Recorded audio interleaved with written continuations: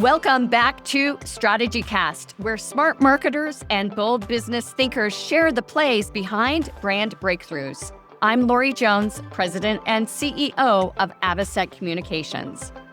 Marketing can often feel like a game of outputs and activities, impressions, clicks, leads. But what really matters is whether marketing is driving measurable business impact. Today's guest, Charlie Treadwell, CMO of Elicity, has spent the last several years refining a highly strategic approach that helps align marketing with revenue and C-suite priorities. We'll explore frameworks that can help any marketing leader speak the language of business, create better accountability, and drive more value, especially as AI changes how we work. A competitive edge starts with strategy, and strategy starts with knowing how to develop one. StrategyCast is a leading marketing podcast that serves up strategic insights, trends, and tips to help separate your business from the pack. Tune in weekly as host Lori Jones interviews bold marketing leaders who have priceless wisdom and are willing to share. Each episode explores cutting-edge approaches that have proven instrumental in transforming brands into industry trailblazers.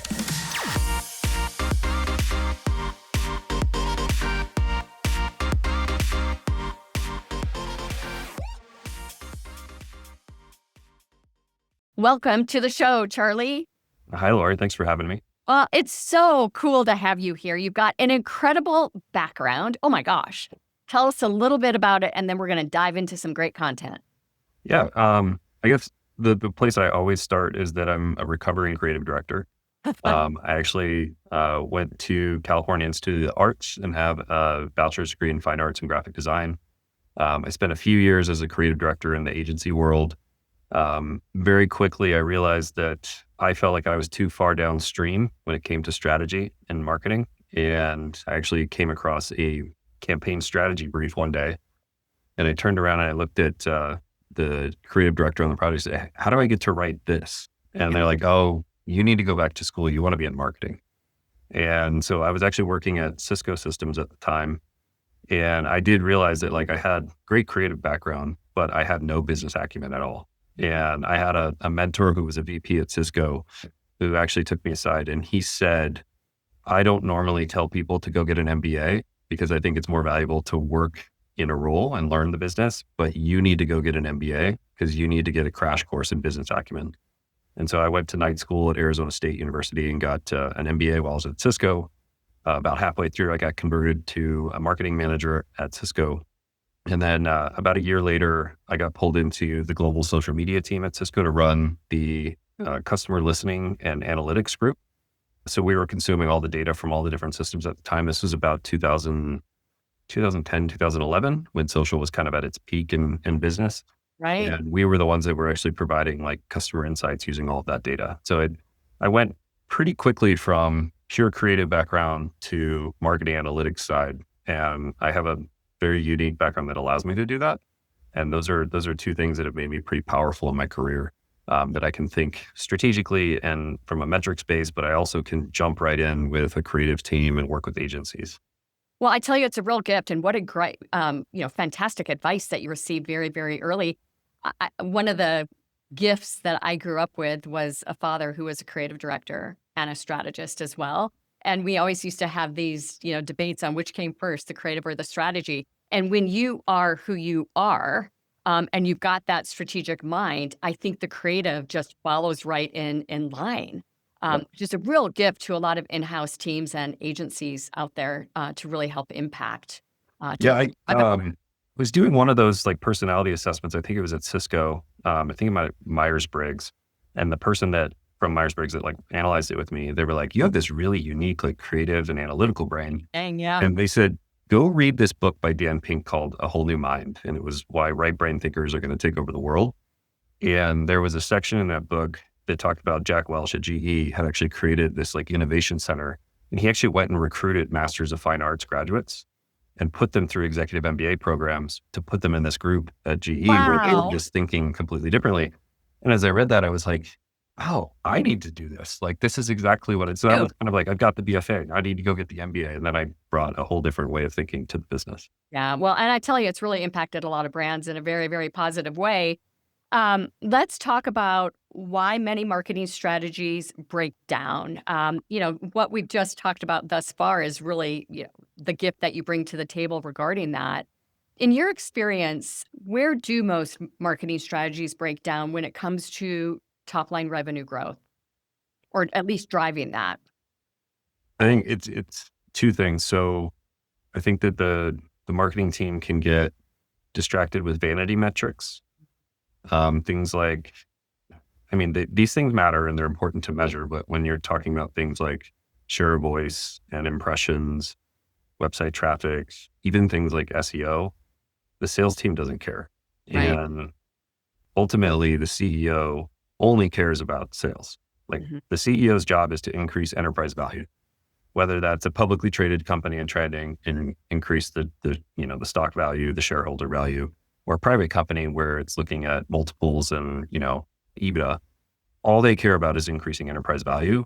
And unless you can tie your metrics to that, you're always going to be kind of either having a confrontation with the sales team of how you're actually helping them drive revenue, or the CEO is just not going to put you at that table when you're having conversations about increasing enterprise value. So, it is really important to measure things like MQLs and share of voice and SEO and website traffic and impressions, and all these things matter.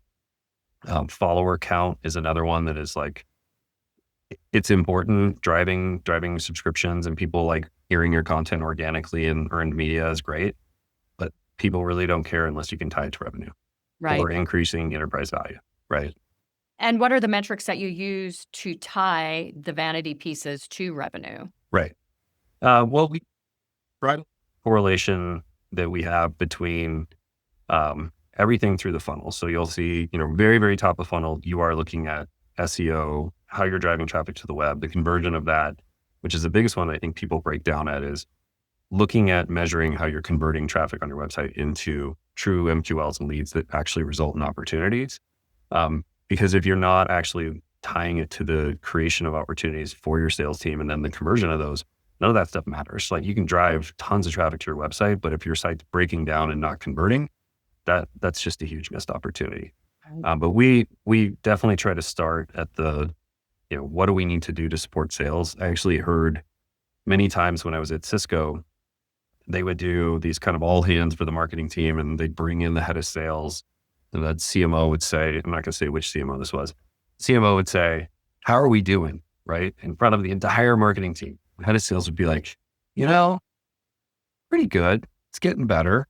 And it's not what a marketing team wants to hear from the head of sales. And usually they say, okay, well, what do we need to do? And the head of sales would say, we need air cover. Like you need to give us air cover in deals, whether that's making sure that everybody in that deal and that company we're trying to sell to knows who we are, knows why we're unique, giving us, the sales team, the ability to have, competitive differentiation conversations, increasing reach within an account to the entire buying committee, whatever that is. But hearing that from the head of sales to the CMO in front of the entire group really kind of stuck with me for my entire career. Right. Of you need to give the sales team air cover. Your job is not to hand the sales team MQLs and then be like, you're not, handling these MQLs properly. You're not converting them, whatever it is. It's all the way through the process. And that's when I kind of just stuck with me, this idea of air cover and all the different things that we can do to help the sales team. Well, and there's the debate I think on this ended about 5 years ago, and the debate was, brand versus performance, right? And performance can't happen without brand, which is ultimately what we all knew. But with so many tech stacks out there and so many brands pushing the sale of technology to marketing teams, we began to kind of have a different conversation, right? Because the industry vendors were forcing it on us. But it's still tried and true. Without air cover, without brand, without awareness, you're not going to get performance. And we talk a lot about that when we are assessing, when a brand has come to us and said, it's not working, what do we need to do? The issue is they're always starting mid-funnel. And they don't have the awareness, the air cover, that brand appeal to make what they're doing matter. Yeah, that I've been at a startup now for 4.5 years. And there was constantly this demand for like, what are you doing to drive meetings? What are you doing to drive leads? And there was not an appetite for investing in brand. There was, the team we're working with, which was a lot of, engineer founders, they didn't have appreciation for the time it takes for that benefit to start to come through.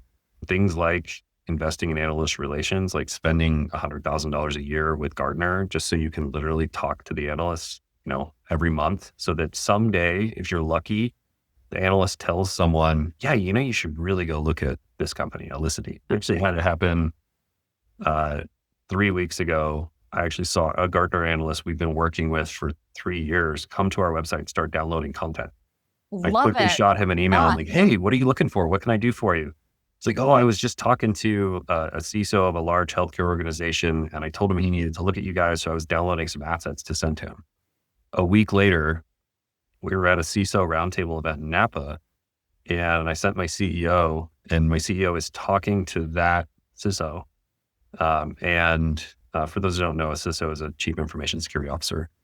And he was talking to him. He said, man, this is just crazy. 3 weeks ago, I was talking to one of my peers and they said that they were using you guys and they loved you. And then last week I was talking to this Gartner analyst who said I needed to look at you. And then now here you are. Right. And that's an example of investing in brand. It is. And that's how it happens. I mean, look at the communication trail between there. I mean, that is a perfect case study on why brand is so important. And that was years of investment. Years. Yeah. And it takes years. And that is why we, as a consultancy, as an agency, quite often when a brand comes to us, will say, because the budget is so low, there's no way that we can impact what needs to be impacted. And we'll talk about saving your budget, save it for a year, save it for 9 months, so that we can go out to market with a bigger bang that's going to create some sustainability more quickly than just, leaving breadcrumbs, which is not going to work. Yeah, and that's the other hard thing that more marketers, in my opinion, need to do is not fall into the trap of like all this data and analytics that we get now, like attribution, multi-touch attribution is like, I can't stand multi-touch attribution. Every time I've tried to put it in place, it's a ton of work. Most of the time it either doesn't work or it gives you false signals of where the actual results are coming from. The most important thing I tell the team to do is every single prospect, ask them how they heard about us. Yeah. I think it's an old school model that really matters, because this is an example of, I heard about you from one of my peers. I heard about you from an analyst, and now I'm talking to you at an event. Mm-hmm. That is like multiple points of investment for marketing, and being able to actually anecdotally like take notes of that and then have that conversation. It really changes, the conversations you're having at the leadership level of where we're investing. When you can point to 3 stories where it was an analyst referred me. Yeah. Okay, it's time to renew my Gartner contract. Am I going to do it again? Yeah, absolutely. Yeah. Well, I love everything you just said there. First off, hats off to one of the best ways to build trust, right? I mean, it's, trust is at its lowest point. It has been for years and years and years now. There's a great Edelman study out in 2023. I think they continue to update this as well. But NGOs are not trusted. The media is not trusted. The government is not trusted. Who is business? And so when you connect the dots the way that this individual did, and ultimately getting to a discussion with the CEO, it's a no-brainer on investing in that sort of thing. The other thing I love about what you said is attribution. Talk to us a little bit more about why you think people are focusing on it too much. Is it just because it's one of the greatest and coolest technology tools out there right now that we can attach to everything? Or, are we being sold a bill of goods, or is there a really good reason for it? On the attribution side? Yeah. It was like, that was what was so amazing when digital became so core to marketing, was like, there was just this plethora of data. Yeah. And there was almost so much data that nobody knew what to report. You'd throw up these dashboards and everybody would be like, okay, this is great, but like, what do I do with it? And multi-touch attribution was this big promise of like solving, how do we actually use all this data to tell us what's working? And we did a big investment at, when I was at Symantec in Norton, we invested in it pretty heavily. Ultimately, it was a year of work, reworking data and all the systems that need to do it properly. And ultimately, it just gives you false signals, in my opinion. Like there's all of this data like comes down to what's being tracked and how. And there's always this false attribution that direct web traffic is your number one source, organic traffic's your number two. But direct traffic, like you have to stop and say, how did you hear about us and why did you come to our website? Because I had this happen. My last company was private equity owned, and private equity is very, very like spreadsheet driven. And we went down the path of multi-touch attribution because they wanted to see the data. And ultimately it said, organic traffic is our number one source for revenue. Like go invest in just organic traffic. And I was like, well, you don't understand that half the time that organic traffic is someone typing in your brand's name into the browser, which takes them to Google, then they click on your website and that's tracked as organic traffic. And you lose like what actually happened prior to that. Exactly. Yeah. Back to their original conversation about air cover brand awareness. I mean, that's how it happens. Yeah. And I'm not saying don't track all of those touch points and look at the data. We look at that often because it helps us kind of see what was that original, touch point. What was the source that they came from? Was it a paid search campaign? Was it from an event? Whatever that is. But like, I think people can they can spend way too much time trying to analyze that data and it can give them false signals when the most important thing is just to ask somebody, like, how did you hear about us? Like we train all of our SDRs. Luckily at my company, the SDRs are part of marketing. Right. I've always advocated for that because I believe marketing's job is to deliver qualified opportunities to sales, and you can't do that without the SDR function. But we train them every time. How did you hear about us? And then write it down in Salesforce because it matters. It does matter. It's important. You've talked about starting from business targets, not marketing KPIs is critical.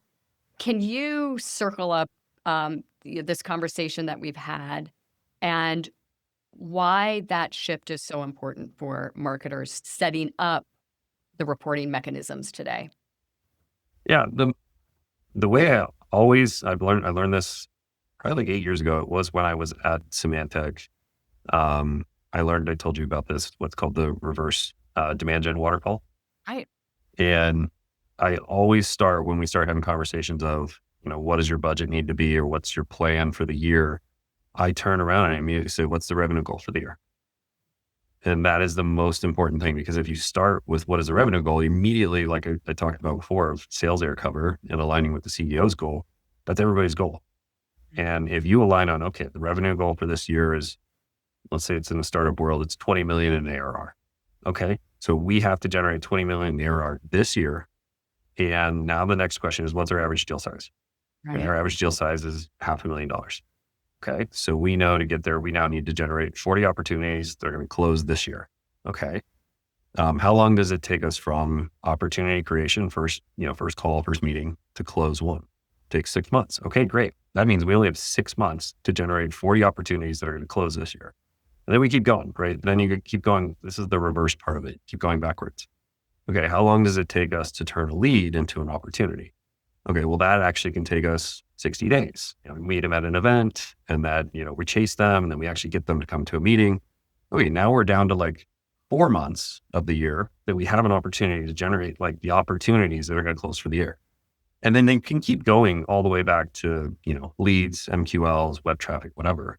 And each one of those touch points is going to have a conversion rate. So Right. X number of MQLs, let's say 25% is going to turn into opportunities. 25% of opportunities are going to turn into close one. That's how you start to then build these metrics that are all anchored in revenue. And hopefully you have a conversation where you say, okay, CEO, head of sales, what percentage of that needs to come from marketing? Is it 40% of the opportunities or 40 of the opportunities? No, probably a third, because a third should come from the sales team, a third should come from partners, and that third from marketing.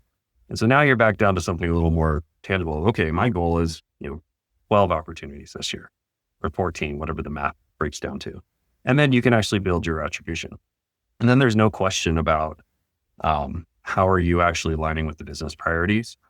And you're also really focused on the time that it takes to actually generate that air cover that we talked about that actually is going to help the sales team hit their number, which is really all that matters in business.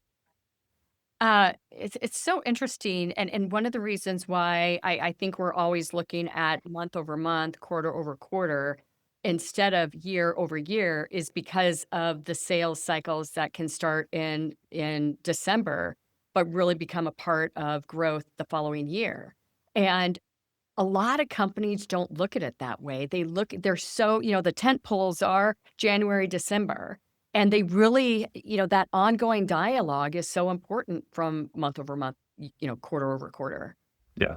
Yeah. No. And it's like, we try to look at, again, looking at those deal cycles of like, we're going to do that. That's your point of like going into a quarterly review and a board meeting. Okay, what did we do this quarter? We generated this number of opportunities and this many leads and whatever. There needs to be a way to actually look at, but that's not going to help us for 6 months. Right. And that could be next year, right? That's next year's number.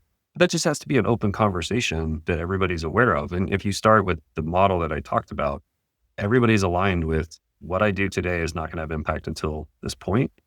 And building pipeline for next year is really important as well. But if there's a gap this year, like everybody has to be realistic about what has to happen to get there. Right. The other thing I think is really important here is that you mentioned 30% from sales coming from marketing, 30% from sales, 30% from partners. The sales teams and the partners are also positively affected by what marketing is doing out in the marketplace. So to look at it very linear is not a good approach. Back to air cover and awareness, it helps all those, acquisition funnels. Really come 100%. Yeah. I mean, we've tried a lot of examples. My number one requirement for event marketing, and events is half of our budget. It's pretty heavy. I think most marketers probably spend most of their money in events. Yeah. We have a rule, or I have a rule, that we do not go to an event unless we have a customer speaking at the event, or we have a customer with us at the event that can be part of us going around and talking to people. They can introduce us to people. We can have a dinner that we host that they're at, where they can actually talk on our behalf. To your point around trust, people don't trust what brands say. They trust what their peers say. And going back to that story I told you about the healthcare CISO, he first heard about us from his peer network.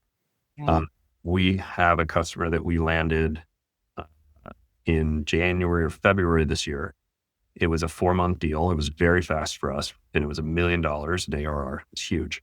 Wow. And my CEO met the guy at an event, and we had a customer speaking at the event. We were talking, and the guy said, I've never heard of you before. Hang on a sec. He pulled out his phone, pulled out a Signal app, and he had a private group of CISOs that he was a member with, and said, hey, anybody ever heard of this company, Elicity? Really quickly, another customers of ours, won't mention who it was, chimed in, said, yep, I don't normally shill for vendors, but these guys are awesome. And he took the meeting with us because his network told him to take the meeting. And it's, goes back to having them speaking at events, making sure that those people are, raving fans of you guys, because that's what people trust today. And you'd be surprised how many of these leaders, CIOs, CISOs, CEOs, they're members of these private Signal groups, where they're their trusted little network that they go talk to. And it's what those people say that matters most. It's why peer-to-peer reviews are so important as well. You have the fundamental aspects of a really great case study that isn't look like it's been, cut and pasted from one brand name to the next. It's truly in depth, I think, is another area that can be very, very effective. And it's, it sounds basic, but they're used. We've landed 2 pieces of business in the last 18 months off of case studies just on our website, because they were written in such a way that it was very authentic, believable, true, creating trust. Yeah, absolutely. I love that. I think all marketers, including you and I, get stuck in activity reporting. It's just, it's something that's very, very important to us. Instead of really, we get stuck in these big reports instead of really feeling as though we're driving strategic impact. What advice do you have for people that feel stuck regarding that right now?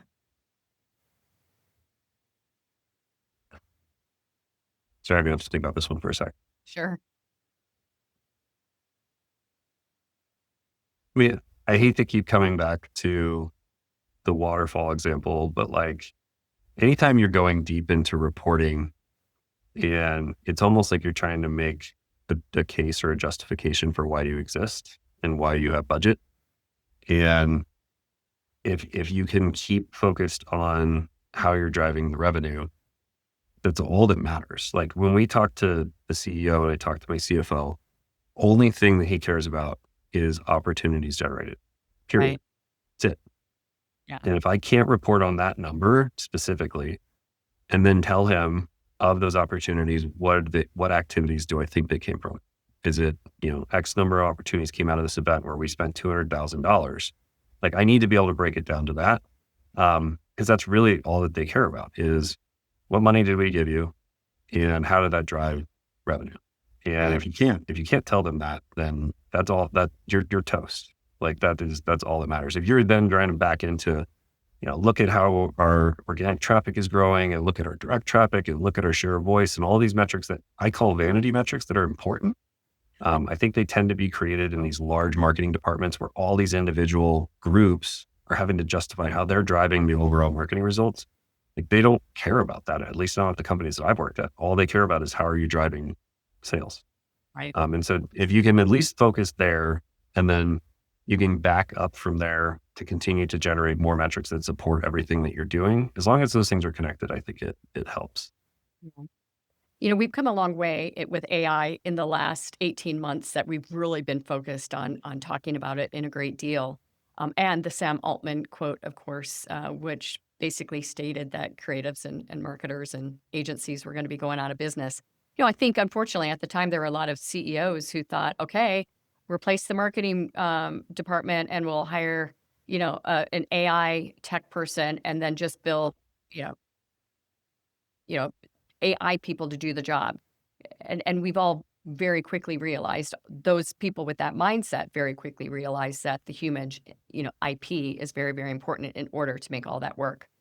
But nonetheless, it's a very important part of what we do as an agency. We've had an AI team for 6 years anticipating this, but why is it important to tie AI initiatives directly to business priorities from the start so you don't have CEOs believing that the entire marketing team can be washed aside?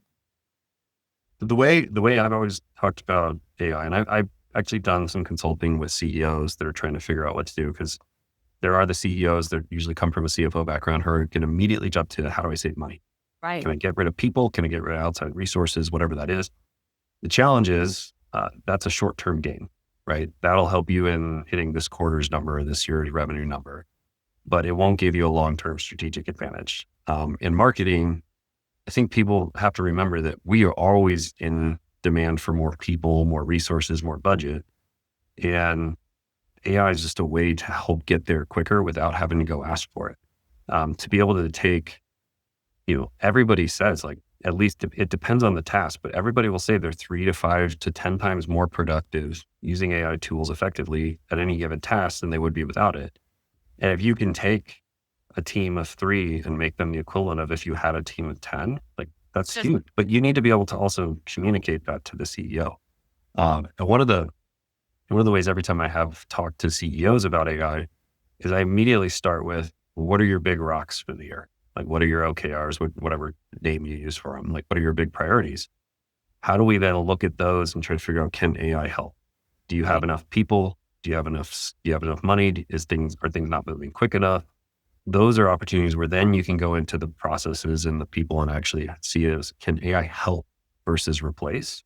Because if the CEO is connecting those goals to revenue, then they're like, yes, this is a corporate initiative. We're going to do this. People are going to figure it out, versus, the youngest guy in the room off in a corner trying to figure out what to do with ChatGPT. That's not going to help drive business impact ultimately.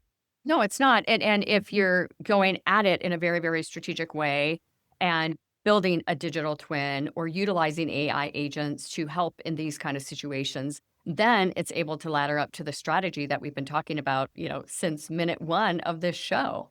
Yeah. I think it's lost. What kinds of AI-driven marketing solutions do you see making the biggest impact today? When it comes to moving faster, and our big thing that we push, especially our SDR team when they're doing prospecting and outreach is personalization.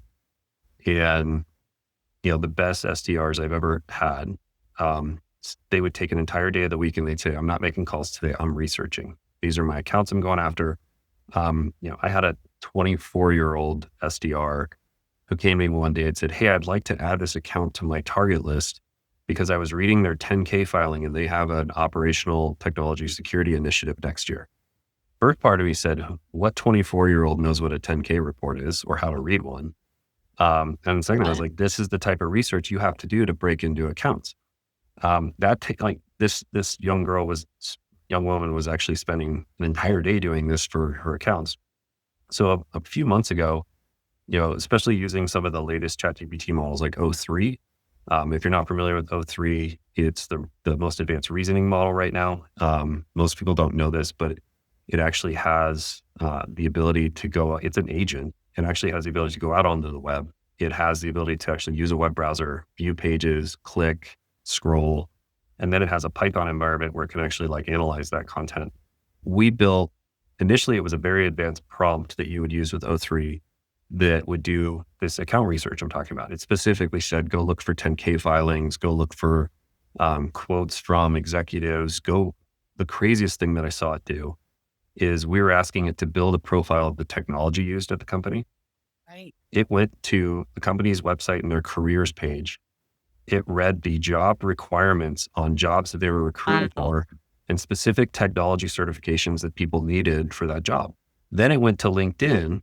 It looked at employees that were in the roles that we were looking at and looked at their experience and what they managed. And it came back and it said, this company likely uses this technology because they are recruiting for people that have that skill.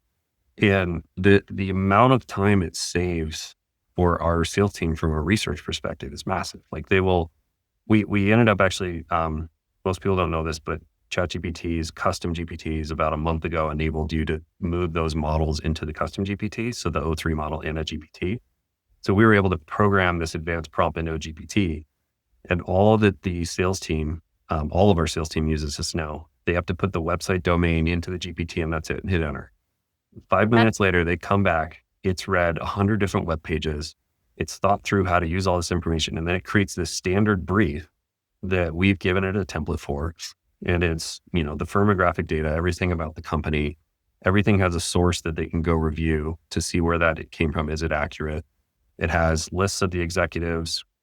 It goes and looks if they were quoted in the media, if they did podcasts, anywhere where we can get quotes that then the team can use both either for insights or even as personalized outreach. Hey, I was listening to your podcast and I heard you say that identity is the new perimeter. Boom, that guy's going to see that and he's going to be like, okay, first off, this person did their research and they're talking my language. The odds of that person replying to you are going to go way up. And what we Back to trust, right? Yeah. Yeah. And because of that AI tool, so it creates an account brief. They download that as a PDF, which you can now do in ChatGPT. It's actually pretty cool. If you do it in a Canvas file, there's a download button. It'll actually let you download as a Markdown file, a PDF, or a Word doc. They take that PDF, they go to another custom GPT we have, which is, we call it a personalization GPT. They give it that PDF. And then there's another trick that many people don't know about. If you go to the LinkedIn profile of a person and you click on the more icon, there's a download PDF button, and it will export their entire LinkedIn profile as a PDF. And all that our sales team does is they give the account brief that just got created, the person's LinkedIn profile, and say, create personalized outreach for me. It pulls in information about the company. It pulls in quotes from that person's LinkedIn profile, and it starts to create these personalized messages that, like I was saying earlier, can take someone a day to pull together those insights. And this is now happening in 10 minutes. Well, and novel as well, right? I mean, it's a very, very novel approach to helping the sales team get more authentic, trustworthy at-bats. I mean, think about how long that would take, even if someone were to think that way, and to go down truly developing a relationship out of the chute instead of going in and asking those sort of questions and probing to find the information. They're going in with the information. You're just speeding up the sales process at that stage. Yeah, absolutely. Oh, Yeah. I love that. Yeah. And one thing that I was also surprised of is this this model that we're using, it was going out and finding, it has a section called strategic moves. And in that section, it'll have, they just hired a new CIO, and the CIO comes from this company and these are their priorities. Or it says, 3 months ago that they've entered an agreement to acquire this company. Like that type of information, so especially acquisition information, that's very valuable to a sales team. New CIO coming in, that's very valuable. That could derail a deal because the new person comes in and puts everything on hold. Like they have to have that information. Well, and I will say there are software systems out there that develop those battle cards for the sales team specifically on the AI stuff that you've been talking about. That's incredible. Yeah. I love it. We've like covered so much here. We've talked about how marketing leaders can drive revenue with strategic focus, smarter measurement. I love the upside down funnel, and really how we can better align with the C-suite in this AI disruption environment that we're in and day out. So you've talked a lot about timing between marketing and sales and how ultimately people on the board, the C-suite can really help build air cover when it comes to those sort of things. You've got a great story for this. Why don't you dive in and tell us about it? So a few months ago, we're now about halfway through the fiscal year for us, but a few months ago, we were about a quarter in. We have our revenue goal and obviously our stretch revenue goal because we want to try to get there. And for us, it's all measured in ARR. I came into the board meeting and said, look, I think we have an opportunity to meet that stretch revenue goal, but I need air cover to focus. And the reason I need air cover to focus is because when I talk about like average deal size and the duration of the deals, we actually break that down further by our ICPs. So in our company, we've got 3 ICPs. One is healthcare. The second is biotech and pharma. And then the last one is manufacturing.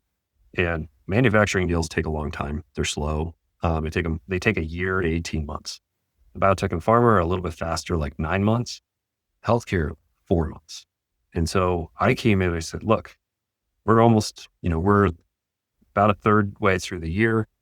I know if you let me focus on healthcare for the next 90 days, I can generate pipeline that will close this year. And I need you to give me permission to say no to everybody else so that all of our time, our money, our events, content creation, our SDRs outbounding is nothing but healthcare. We know we've got the team there. We know we have customer case studies. We know that we can generate opportunities that can close this year that'll help us meet that stretch goal. So I said, metrics driven to your point. If you let me focus here, we'll generate $8 million in pipeline. We believe $3 million of that will get further down the funnel to likelihood to close. It's going to be 30 opportunities. That was how I kind of created it based on the math that I told you earlier. The last board meeting I was at 2 weeks ago, which was the next board meeting, I came in, said, here's what I told you I was going to do. We are 60 days into this 90 days, and we have already exceeded the goals of the opportunities created, the pipeline created, and I'm asking your permission to keep going because I think we can still generate opportunities this year, this quarter, that will close this year. And I need that air cover. And being able to align it to something very strategic and tangible that the board says, yes, go do that, right? That's going to help us hit this number. That's the conversation that marketers need to have in the boardroom and with their CEO and with their head of sales. And you can't do that without having a really good understanding of revenue targets, breaking down, the average deal size, how long it takes to close the deals. I wouldn't have been able to have that conversation with the board if I didn't know that. Right. Well, and to your point here, making sure that you're being that they're including you, number one, but number two, the focus area I think is really unique. There's so many ICPs for brands, especially in B2B, that have lots of different industries that they're going after, and we end up spreading ourselves too thin in a very parallel path if we're going after each one of those at the same time. So that to me was such an incredibly strategic move. Yeah. And I did immediately say, and by the way, I feel like we've got a model here that we want to replicate. I'm moving on now to biotech and pharma because that's our next quickest that we want to go after and say, yeah, go do that. Right. I love it. It's fantastic. Before we leave, I want to ask you our final better at closing question. And as our listeners know, we launch Better At series at the beginning of the year to really help marketers sharpen the everyday skills that make a big difference, such as listening and collaborating and prioritizing, so on and so forth. What's one thing that you've learned to be better at that's made a measurable difference in how you lead, work, and show up in your role? We call it FAFO. And FAFO, F-A-F-O, stands for F around and find out. I love it. And it's a core tenet of teaching our teams and enabling our teams to use AI these days. People will constantly say, hey, do you think that ChatGPT could help me with this? My answer is FAFO. Like, you don't know. I don't know. And 9 out of 10 times it can, at least to some respect. So that is like a mantra of my own. It's how I've built so many skills, leveraging a lot of the AI technology in work, and also enabled my team to do it. Is just create this environment of and I tell the team, especially when we started trying to enable AI with our council, go try 5 times using AI before you go do it the way that you always have. Because you just don't know if it can help you. And usually the first try fails. I tried to ask it to do this and it wasn't good enough. I'm just going to go back and do it myself. Yeah. You got to do it a couple of times to try to get to a point where you're like, you know what, this was actually pretty good. This did save me some time, right? And people have to FAFO to do that. Well, I'm going to tell my entire team to FAFO. I think it's fantastic. Charlie, what a gift today. So many insights, so many aha moments for me. I can't imagine how the audience feels. What is the best way for our audience to get in contact with you? I am on LinkedIn. It's LinkedIn/Charlie Treadwell, or you can just search for me. I'm pretty good about responding to messages, but yeah, connect with me and send me a message. And I always love to talk to other practitioners. Well, I tell you, it's how we connected with one another. So he does respond to everything, you guys. That's great. And if you'd like to get in contact with me, LinkedIn is the best approach as well. Lori Sutorius Jones is my LinkedIn profile. Charlie, thank you so much for your appearance on StrategyCast. Yeah, you're welcome. Thanks for having me. That's a wrap. Thanks for joining us on today's show. We hope your strategic brains are spinning with new ideas and bold inspiration that will elevate your strategies and marketing know-how.